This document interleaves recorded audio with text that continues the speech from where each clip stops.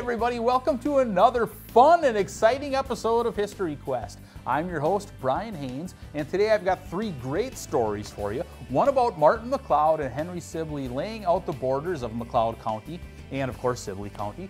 The other is about the first night the Hutchinson Brothers spent in what is today Hutchinson, and the last is about the Glencoe Brewery fire in 1907. And of course, to end the episode, we've got a little bit of undeniable truth. So stay tuned for that, and we'll also have some museum news for you. So sit back and enjoy.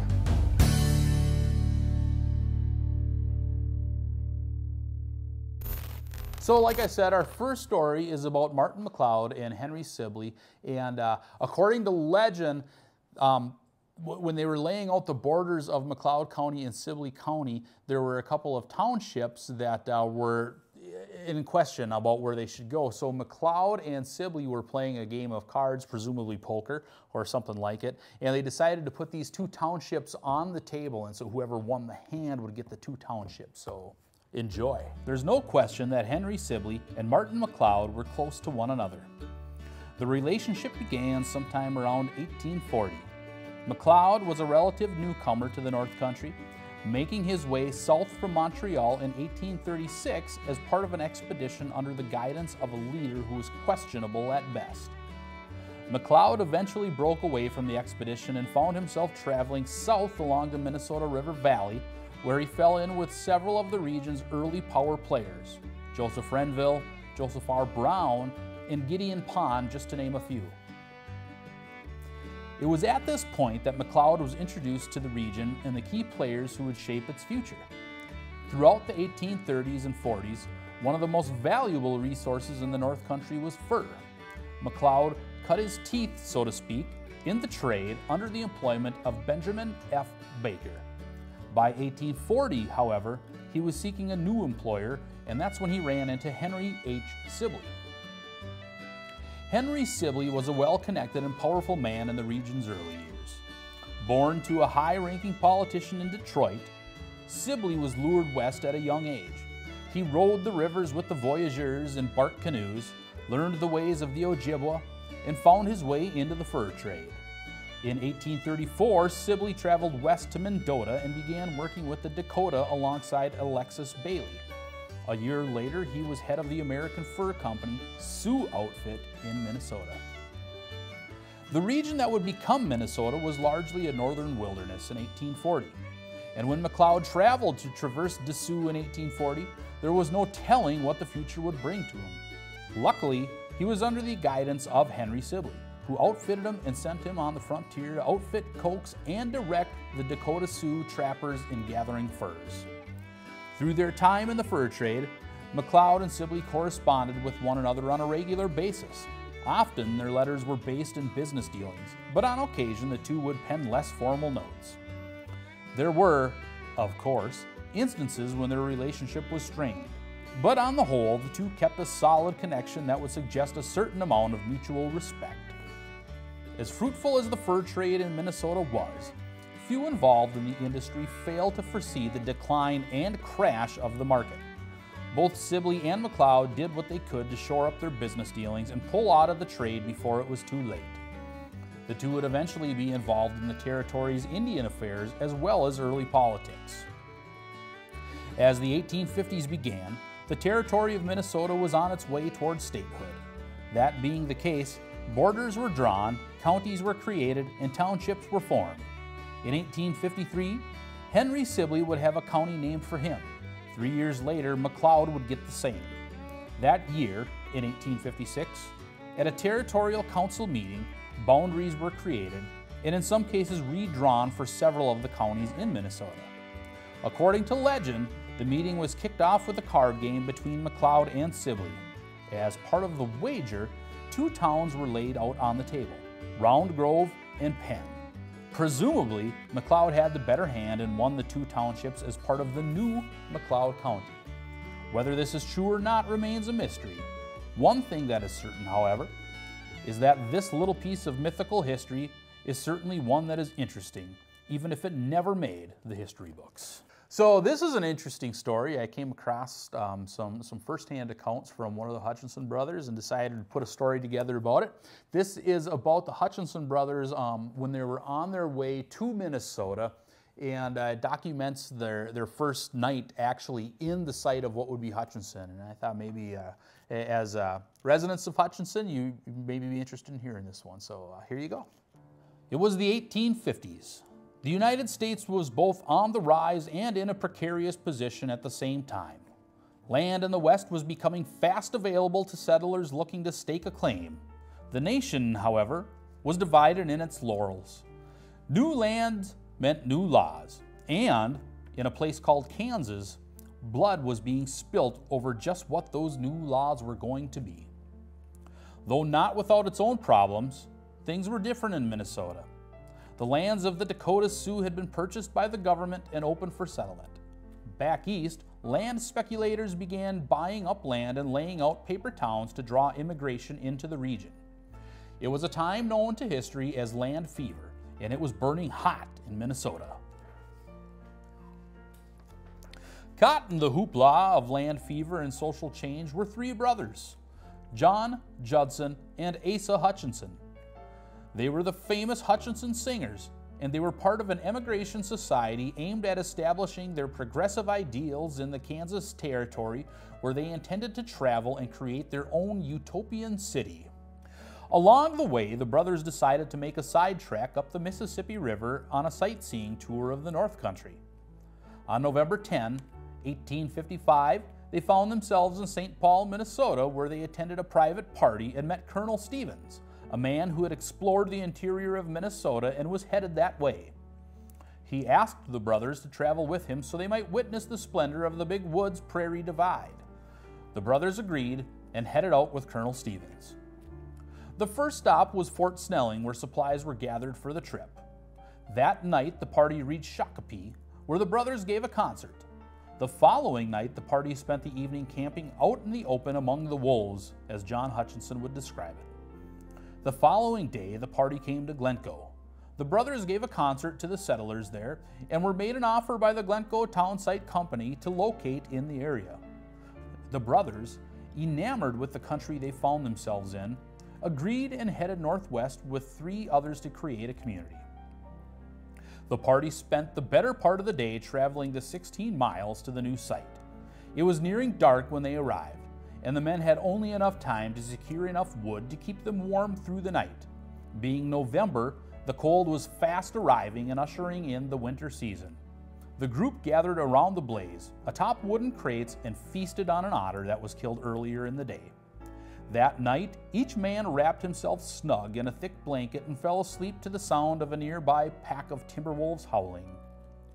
The following morning, the first full day for the settlers in what would become Hutchinson, the group woke to temperatures that were 10 below zero. There were thoughts for a moment of abandoning the site and rekindling the move to Texas. With the cold setting in, however, and winter on the way, the group had no choice but to remain in the North Country, as their only route south, the Mississippi River, was now iced up. On that first day, the men split up and headed out into the countryside to scout. Judson Hutchinson came upon a lake just 2 miles north of the site. The lake would eventually bear his name. A lake wasn't the only thing they found that day. The group was exalted to find good soil and plenty of game. As the day ended, the men again gathered around a roaring blaze and began drawing up plans for sections where each of them could build a farm. They would soon stake their claims and return to Glencoe, where they formed a corporate body and appointed a surveyor to create their town. The third and final story today is about the Glencoe Brewery fire of 1907. A great story, really gives you a little glimpse into the time and some of the hardships that the people faced while they were trying to put this fire out. So here we go, sit back and enjoy. Friday, September 6th, 1907. It was just another normal Friday in Glencoe, Minnesota. Men went about their business, mothers tended to their homes, and kids did what kids do. Little did anyone know that it would be a day to remember in the little town of Glencoe. Later in the afternoon, sometime between 3 p.m. and 4 p.m., residents on the street began taking notice of a fire at the brewery. The brewery, of course, sat about a mile south of the city limits. Flames were engulfing the third-story cupola, and they were growing fast. The brewery outside of Glencoe was owned by the Glencoe Brewing Company and a prized possession of the town. The company was established in 1875 by Edward Lamell. Lamell had a unique recipe for his beer. A news snippet from 1876 reads, "What makes his production superior to those of other brewers is that he uses less hops and more barley, giving the liquid richer and more nutritious properties. Our German fellow citizens pronounce it to be the best, and they ought to know." Lamell owned and operated the business until 1895. That year, it was sold to Peter Eichmann for $9,000. Eichmann made several improvements to the business and greatly increased sales during his 6-year stint of ownership. In 1901, he turned over controlling interest of the company to the newly formed Corporation of Eichmann, his two brothers, Frank and Henry, and Gustav Zimmermann. The new company then built a large brewery south of Glencoe. The building was huge.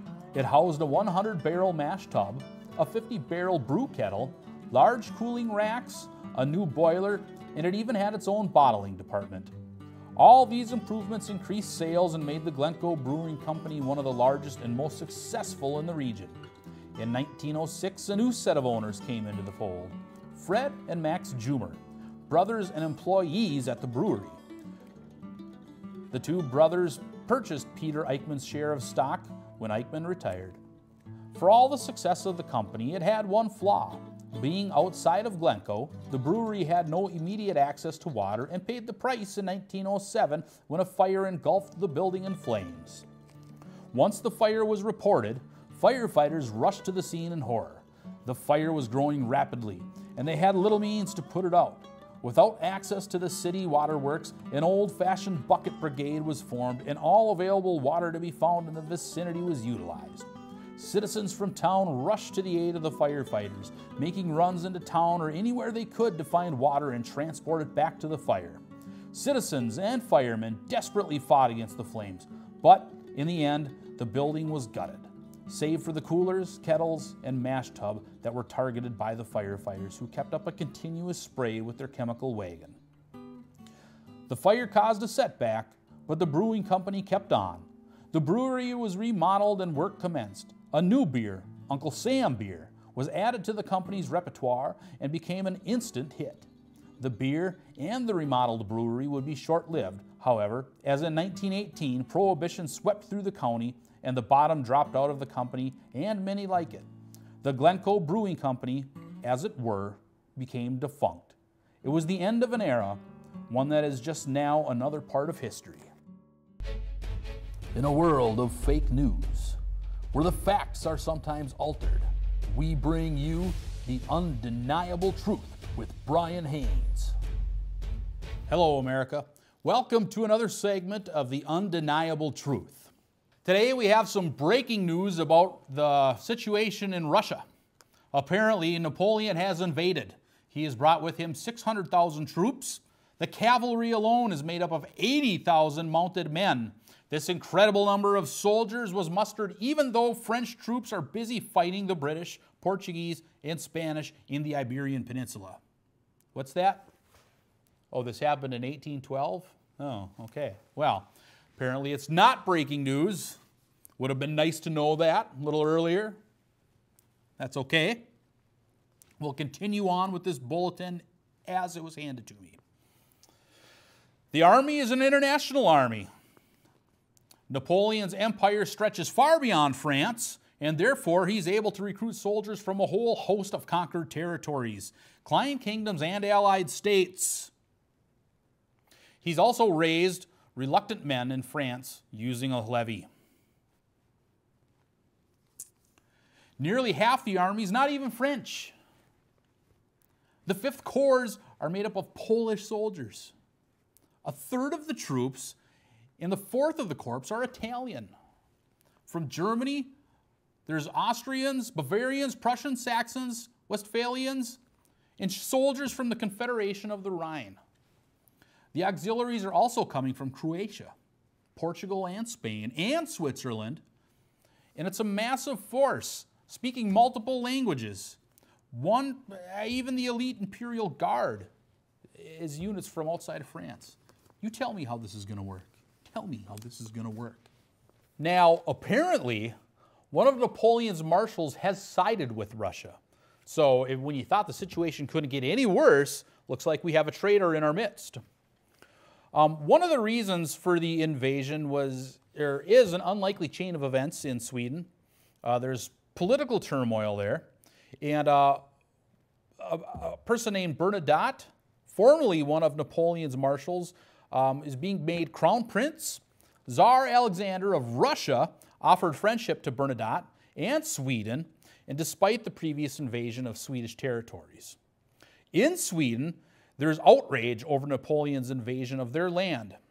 Bernadotte decided to protect the interests of his own people and committed Sweden to the Russian forces rather than the French cause. So you can see right away we're having problems here. I don't know who in their right mind thinks that this is a good idea. Maybe just Napoleon. Too bad he actually lost the election. So Napoleon's officers have already advised him against this invasion. One of his closest advisors warned him not to invade Russia. He's anticipating problems that the French are going to face, namely terrain, hostile weather, collapsing morale, and an enemy protecting their home.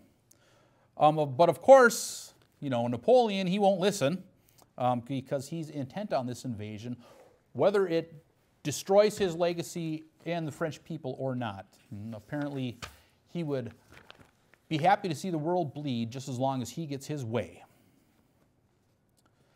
So the Tsar of Russia is forbidding an offensive strategy here.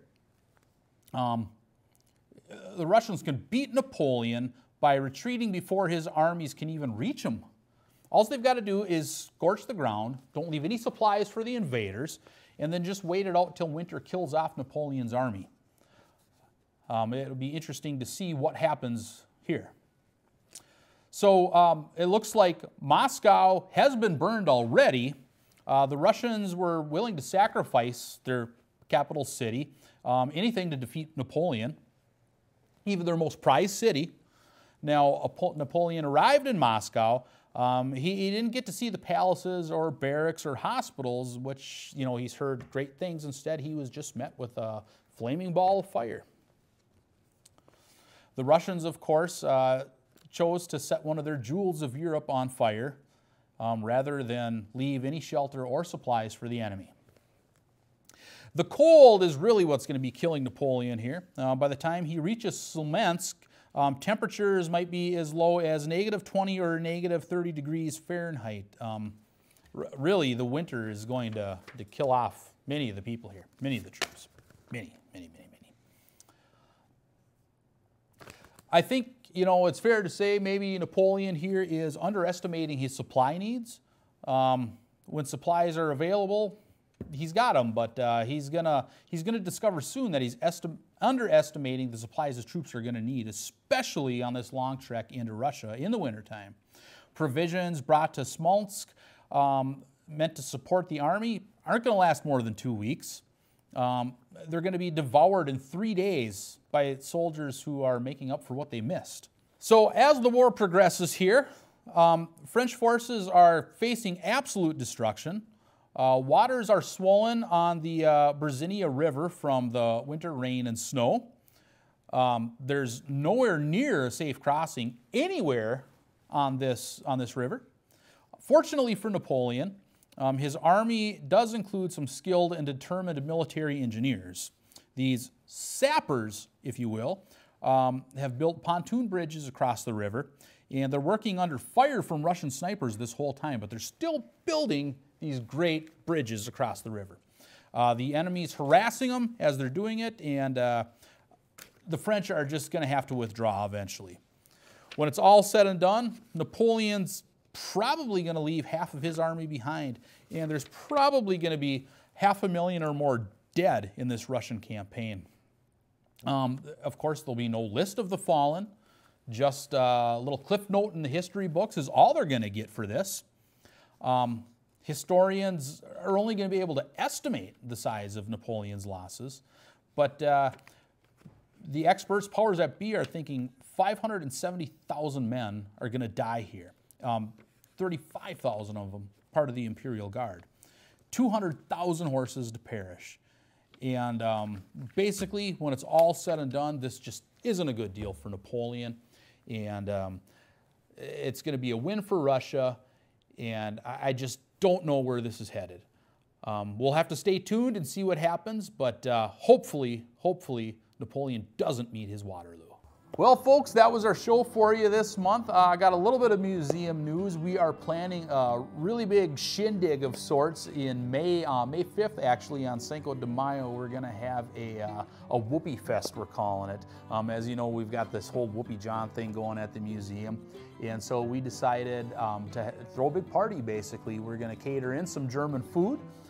We are going to bring in Chuck the Eel and the Jolly Ramblers, and we're just going to have ourselves a good old polka. So hopefully you can join us that night.